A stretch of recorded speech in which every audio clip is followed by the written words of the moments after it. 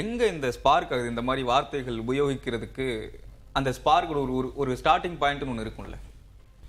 இல்லை, அடிப்படையில் சட்டமன்றத்துக்குள்ள முதலமைச்சர் அவர் மட்டும்தான் முகத்தை வச்சு ஜெயிச்சாச்சு உள்ளே வந்துட்டோம். இதற்கு பிறகு ஒவ்வொருவரும் அடுத்து இந்த 5 ஆண்டுகள் அதிகாரத்தில் இருப்பதும் பொழுது தனக்கான ஒரு ஐடென்டிட்டியை உருவாக்கி கொள்வது என்கிற ஒரு ப்ராசஸை நோக்கி தாவேகா தரப்பில் இன்றைக்கு அவங்க அந்த கணக்குகளை ஃபிக்ஸ் பண்ணி ஒரு டார்கெட்டை நோக்கி வளர ஆரம்பிக்கிறாங்க. அரசியல் கணக்குகளோடு தங்களை பதிய வைத்துக் கொள்ள வேண்டிய தேவை ஏற்படுகிறது. அவங்களுடைய சொந்த கால் கொள்ளுதல் அப்படிங்கிற இடத்துக்கு அதில் அப்படியான ஒரு பொலிட்டிக்கல் கேல்குலேஷன்ஸும் இருக்குது. இது லைவில் இருக்குது இல்லைங்கிறத தாண்டி அவங்க லைவ் இருப்பது அதனோட இம்பேக்ட் தெரிந்ததுனால தான் சோஷியல் மீடியாவோட இம்பேக்டையும் பொறுத்து பர்ஃபார்மேட்டிவாக மாறுறாங்க. அது ஒரு நிகழ்த்து கலை என்கிற இடத்திற்கே மாறுறாங்க. நீங்கள் டெல்லியில் இருக்கக்கூடிய சீனியர் ரிப்போர்ட்டர்ஸ் சொல்லுவாங்க, உங்களுக்கு ஆரம்ப காலகட்டத்தில் சன்செட் டிவியில் லைவ் வந்ததுலாம் முன்னாடி அவங்க ரொம்ப கேஷுவலாக அவைக்குள்ளே 2 தரப்பும் இருந்துப்பாங்க.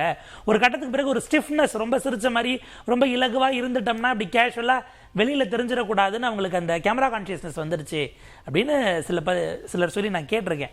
ஸோ அப்படியான ஒரு வகைங்கிறத தாண்டி இந்த இடத்துல நம்ம பர்ஃபார்ம் பண்ணதுன்னா அவர்களை பொறுத்தவரை பேசி முடிச்சுட்டு அவங்க தண்ணி எடுத்து குடிக்கிறதுக்குள்ள அந்த பீஸ் ஷார்ட்ஸ் ஆகி விர்ச்சுவல் வாரியர்ஸ் இந்த பக்கம் நகர்த்துறாங்க. திமுக தரப்பிலும் அவங்க கொடுக்கக்கூடிய கவுண்டர்ஸில் என்ன சிக்கல்னா 2 தரப்பிலும் அவங்கள ஹைலைட் பண்ணுறது எதுவுமே முழு காணொலியாக போகலை. எய்தர் இவங்க பேசினது மட்டும் இருக்கு, இவங்க கரெக்டாக ட்ரிம் பண்ணிட்டு அவங்களுக்கு எது சாதகமோ அது மட்டும் போகுது. அது ஒரு சைடாக இருக்குது. இந்த பர்ஃபார்மேட்டிவ்காகவே பின்னாடி இயங்கக்கூடியவர்கள் அப்படிங்கிறது ஒரு வேகம் ஓடிக்கிட்டு இருக்கு. விர்ச்சுவல் வாரியர்ஸ் அவங்க எடுத்துகிட்டு அது போகிற வீச் இருக்கு இல்லையா, நீங்கள் அதை நீக்கல அது எல்லாத்தையும் தாண்டி அது போய் டார்கெட் ஆடியன்ஸை ரீச் ஆகிடுது. அவங்க ஆரம்பத்திலேயே பேரவைத் தலைவர் நீக்குவார் என்று தெரிந்தே பரவாயில்ல நம்ம இதை பதிவு பண்ணிடணும் என்றே முன் தயாரிப்புகளோடு வருகிறார்களா அப்படிங்கிறது அவர்களுக்கு மட்டும்தான் வெளிச்சம். இது செந்தில் பாலாஜி அவர்கள் ஒரு 5-6 கேள்விகள் கேட்டார். நிர்மல்குமார் அதற்கு பதில் சொல்றார். ஒரு கேள்விக்கு பதில் சொல்றார், அடுத்த கேள்வியில ஒரு வார்த்தையை யூஸ் பண்றார். அது உடனே திமுக காரங்க ட்ரிகர் ஆகுறாங்க. 5 கேள்விகளுக்கு பதில் வந்ததான்னு தெரியல, உரையாடல் வேற ஒரு இடத்துக்கு மாறிடுச்சு. உதய் பேசி ஒரு விஷயம் சொல்றாரு, இவர் ஒரு விஷயம் சொல்றாரு. இது தானா நிகழுதா இல்ல பிளான் பண்றாங்களா அப்படின்னு ஒண்ணு இல்ல. அதுல அவர் பயன்படுத்திய அந்த ஊர் பெயர், இன்றைக்கு செந்தில் பாலாஜி கோவையினுடைய எம்எல்ஏவாக இருக்கிறார். அவருக்கும் கரூருக்கும் இன்றைய தேதிக்கு அவர் மாவட்டக்காரராக இருந்தாலும் பொதுவில் சொல்றேன், கிளியரிங் அதை நம்ம கிளியர் பண்ணோம்னா இன்னைக்கு அவர் கோவையினுடைய எம்எல்ஏவாக தான் இருக்கிறார். பட் அதில் என்ன விஷயம்னா, நேற்று முன்பு நம்ம செங்கோட்டையன் அவர்கள் அவை முன்னர் ஒரு வார்த்தை சொன்னார். மாண்புமிகு பேரவைத் தலைவர் அவர்கள் இந்த மாதிரி மானிய கோரிக்கை சார்ந்த கேள்விகள் வரும்போது அமைச்சர்களிடம் பதில் இருக்கிறதா என்பதை கேட்டு அனுமதிக்குமாறு கேட்டுக்கொள்கிறேன் அப்படின்னாரு இல்லைங்களா. பல நேரங்களில் பேரவைத் தலைவரே பேரவையில் பதிவு பண்ணது 8000க்கும் மேற்பட்ட கேள்விகள் எனக்கு வந்திருக்கு. நான் ஃபில்டர் பண்ணி 730 தான் அனுப்பியிருக்கேன். 170க்கு தான் துறைகள்ல இருந்து உரிய பதில் வந்திருக்கிறது. கொஞ்சம் அதை வேகப்படுத்துங்கள். சீஃப் செக்ரட்டரியும் துறை செக்ரட்டரிஸ்க்கு அதில் உத்தரவிடணும் நான் கோரிக்கிறேன். அந்த பக்கம் ஸ்லோ ப்ராசஸ் இருக்கு. அது புரிந்து கொள்ளத்தக்கது தான். ஒரு அரசினுடைய அந்த அதிகாரம், அந்த அதிகார வரையறை என்னென்ன, எவ்வளோ டெப்த்தாக உங்களால் டிராவல் பண்ண முடியும், இதெல்லாம் உணர்ந்து கொள்றதுக்கு 100 நாள் மிக நிச்சயமாக பத்தாது. பட் அந்த போதாமைகள் அப்படிங்கிறது, அவங்க கிட்ட கண்டென்ட் கம்மியாக இருந்தாலும் டெலிவரி அப்படிங்கிறது ரொம்ப கான்ஃபிடென்ட்டாக பண்ணுறது தான் இன்னைக்கு தாவேகாவுக்கு பலமாக இருக்கிறது.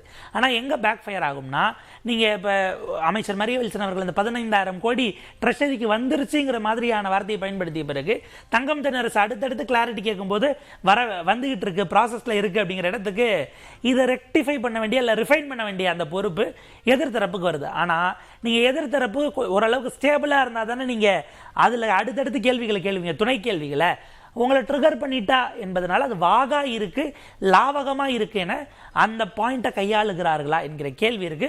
முதலமைச்சரின் முன்பாக தங்களுக்கான பெயரை காப்பாற்றிக் கொள்வது அப்படிங்கிற இடத்துலையும் அவரின் முன்பாக ஸ்கோர் செய்வதற்கான ஒரு அட்டம்ப்டும் அமைச்சர்களுக்கு இருக்கிறதா பொலிட்டிக்கலி அப்படிங்கிற கேள்வி இருக்கு.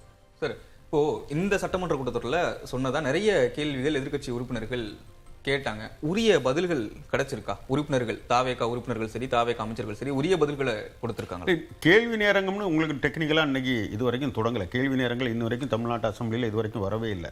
ஏனென்றால் பெரும்பாலானவர்கள் புதிய எம்எல்ஏக்கள் அவங்க கேள்வி கொடுக்கணும். அந்த கேள்வியை கொடுத்து சம்பந்தப்பட்ட துறைக்கு போயிட்டு வந்த பிறகு தான். மற்றபடி அவங்க நீங்கள் பார்த்தீங்கன்னா நேற்று முந்தா நாள்லாம் பார்த்தீங்கன்னா அவர் எல்லாரையும் ஒரு கவன ஈர்ப்புங்கிற முறையில் நிறைய கேள்விகளை ரைஸ் பண்ணார். அப்போ அந்த கவன ஈர்ப்புக்கு நேற்று நிறைய கேள்விகளை விட்டுட்டார். சிலதுக்கெல்லாம் பதில் வந்தது. நீங்கள் பார்த்தீங்கன்னா அந்த ஈரானில் நம்ம மீனவர்கள் கொல்லப்பட்டது, வேறு சில 2-3 விஷயங்களுக்கு தெளிவாக பதில் வந்தது. அது பிறகு இது நடந்து கொண்டிருக்கும் பொழுதே சில கேள்விகளுக்கு அந்த அமைச்சர்கள் பதில் வாங்கி, அது நடந்து கொண்டிருக்கும் போதே மானிய கோரிக்கை தொடங்குறதுக்கு முன்னாலே கொடுத்தாங்க. இதை ஒரு நீ எனக்கு அந்த அவர்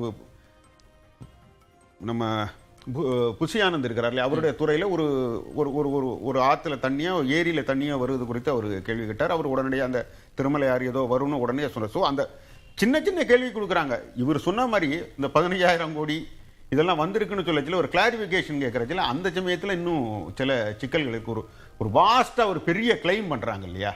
ஃபார் எக்ஸாம்பிள் நீங்கள் வந்து தமிழ்நாட்டில் டாஸ்மாக் பற்றி பேசுகிறது, ஒரு பொதுவான சர்ச்சையில் இருக்கக்கூடிய சில விஷயங்கள் இருக்குல்ல, அது அவங்க நாங்கள் எல்லாத்தையும் ரெக்டிஃபை பண்ணுன்னு சொன்னாலும் இயல்பாக சில விஷயங்கள் நடக்கல, அதுவும் இன்னும் எழுப்பப்படவில்லை. ஆனால் இவர் சொன்ன மாதிரி 100 நாள் 10,000 சொல்றதுன்னா அப்படிலாம் இல்லை. ஏன்னா கேள்விகள் கொடுத்துருக்குன்னா அந்தந்த துறைகள் அதிகாரிகள் தொடர்ந்து தான் வராங்க. அப்படி இருந்தாலும் அந்த ஐஏஎஸ் ஆஃபீஸர் அதற்கான கேள்விகளை கொடுக்க போகிறதில்ல, கீழ் லெவலில் இருந்து தான் அந்த கேள்விகளுக்கு பதில் வரும். ஆம் இல்லை இதுதான் வரும். அதன் பிறகு ஃபர்தராக நீங்கள் துணை கேள்விகள் போக்குறச்சில தான் அந்த அமைச்சர் தயாராக இருந்தால் மட்டும்தான் அது கிடைக்கும்.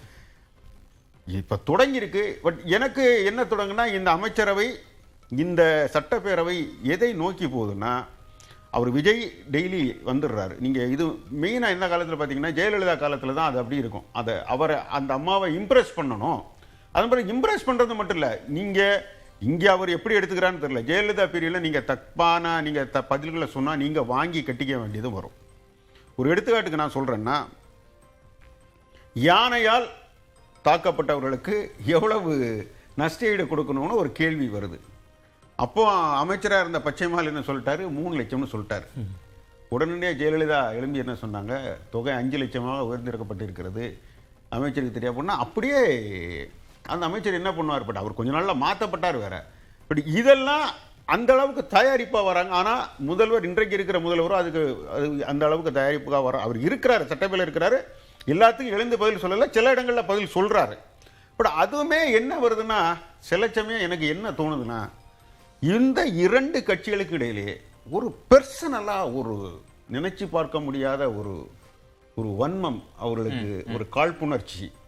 இவங்க அந்த வெற்றியை எதிர்பார்க்கவே இல்லை. பட் தாவேகாவுக்கு திமுகவின் மீது என்னவென்று விளக்க முடியாத ஒரு வெறுப்பு இருக்கிறது. இவங்களுக்கு அந்த மாதிரியான வெறுப்பு இருக்குது.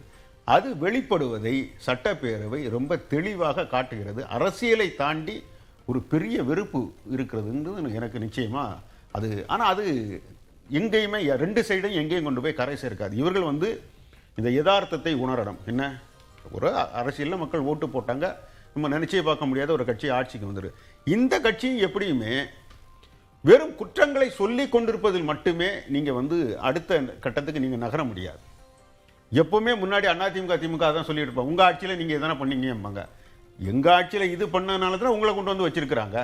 ஸோ அந்த குற்றச்சாட்டுகள் நீங்கள் தேவைப்பட்ட இடத்துல சொல்லிக்கிட்டு மற்ற இடத்தை அதை சரி செய்து மேலே போகிறதுக்கான ஏற்பாடு தான் நடக்கணுமே தவிர, ஒரு தனிப்பட்ட முறையில் வெளிப்படும் காழ்ப்புணர்ச்சியினுடைய காட்சி மையமாக சட்டப்பேரவை மாறுவது சரியில்லை. அது நடந்துகிட்டு இருக்குங்கிறத நான் உண்மையாக கட்டாயமாக நான் உணர்றேன். ஓகே, எக்ஸ்ட்ரீம் அதுதானா? இல்லை, நிச்சயமா அது ஒரு தனிமனித வெறுப்பினுடைய உச்சமாக தான் போயிட்டு இருக்கு. நீங்க சட்டமன்ற கூட்டத்தொடர் கூடுவதற்கு முந்தைய நாளில் உதயநிதி ஸ்டாலின் அவர்கள் மீது எடுக்கப்பட்ட நடவடிக்கையிலிருந்தே அது தொடங்குது இல்லை. நீங்க இந்த ஆட்சி வந்ததுக்கு பின்பு தான் திருச்சி கிழக்கில் நன்றி சொல்ல போயிருந்தார் விஜய் அவர்கள். அப்போ திருச்சி கிழக்கில் நன்றி சொல்லும்போது தேர்தல் முடிந்து விட்டது, 108 இடங்களில் வெற்றி பெற்றவர்கள் ஆளுங்கட்சியாக ஆயிட்டாங்க. அந்த சூழலையும் கூட இப்போவும் சொல்றேன், 2 பேருக்கு இடையில தான் போட்டி, ஒன்று டிஎம்கே ஒன்று டிவிகே அப்படின்னு சொல்லக்கூடிய இடமா இருக்கலாம். சட்டமன்றத்தில் ஒவ்வொருவருடைய உரையிலையுமே திமுகவை குறிவச்சு தாக்குறதா இருக்கலாம். இன்னொன்று நீங்க பார்த்தீங்கன்னா 2017க்கு முன்பு உள்ள கதைகள் நாங்கள் பேசல, 2017க்கு பின்பு அப்படிங்கிற இடத்துக்கு வர்றது, 900 கோடி விவகாரம் வந்ததா இருக்கலாம். உங்க அப்பாட்ட போய் கேளுங்க, மாமனாட்ட போய் கேளுங்க.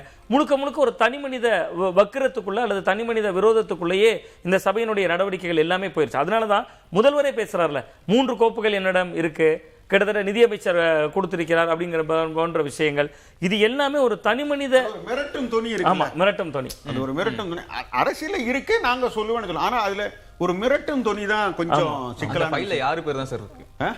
அந்த 3 கோப்புகள் யார் பேர் தான் இருக்கு? அவர் அந்த department national highways and PWD தானே சொல்றாரு. இது எப்ப, இது எதனுடைய தொடர்ச்சியா வருது?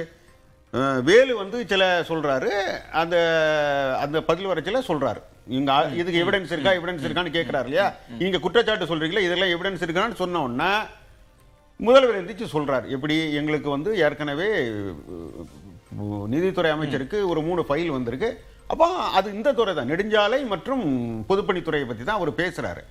அதுதானே தான் அவங்க மறுபடியும் சொன்னாங்க. அது வேலு தான் நேத்து கூட வேலு சொன்னாங்க, நாங்க மிசாபியை பார்த்தவர்கள் அதனால தான் பயப்பட மாட்டேன்னு சொல்றாரு. ஆமா, அப்ப அந்த வகையில பாத்தீங்கன்னா முழுக்க ஒரு தனி மனித விரோதம் அல்லது தனி மனித வக்கிரம் அப்படிங்கிற இடம் நோக்கி அது நகர்ந்துருச்சு. கிட்டத்தட்ட தாவேக்காவினருக்கு அதுல லாபம் இருக்கு. ஏன்னா களத்துல வந்து நீங்க நம்ம யோசித்தே பார்த்தா வெறும் 59 இடங்களுக்குள்ள திமுகவை சுருக்கிட்டாங்க. அப்ப அவங்களுக்கு என்னன்னா அதிமுகவை கரைக்கணும் முதல்ல.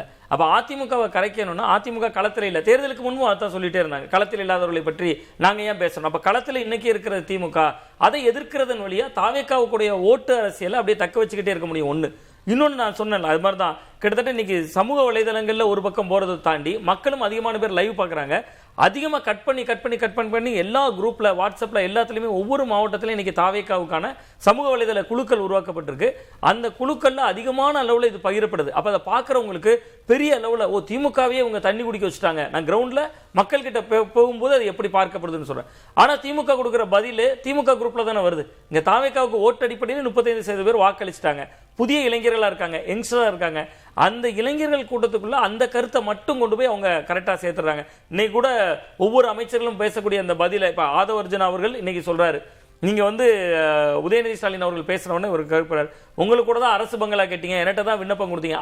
அந்த விஷயம்லாம் வந்து சோசியல் மீடியால வேற லெவல்ல டிவிகே வினர் வந்து பரப்பிக்கிட்டே இருக்காங்க. பட் அதெல்லாம் வந்து திமுகவுக்கு பலவீனம் தானே. நீங்க பொதுவாகவே இந்த கட்சிகள்லாம் ஆண்ட கட்சிகள், தமிழ்நாட்டை ஏதாவது விமர்சனத்துக்கு உட்பட்டவை.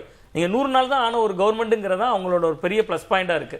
ஏன்னா அவங்க ஏற்கனவே ஆட்சி செய்ததுனால அதுல முறைகேடு, இதுல ஊழல், இதுல குற்றச்சாட்டுன்னு எது வேண்டுமானாலும் இவர்கள் பேசிவிட முடியுது. அவங்க பதில் சொல்ல வேண்டிய நெருக்கடி தான் இருக்க ஒழிய இவங்க மேல பதில் குற்றச்சாட்டு எழுப்புறதுக்கான கால அளவு இன்னும் வந்துடல 100 நாள்ல.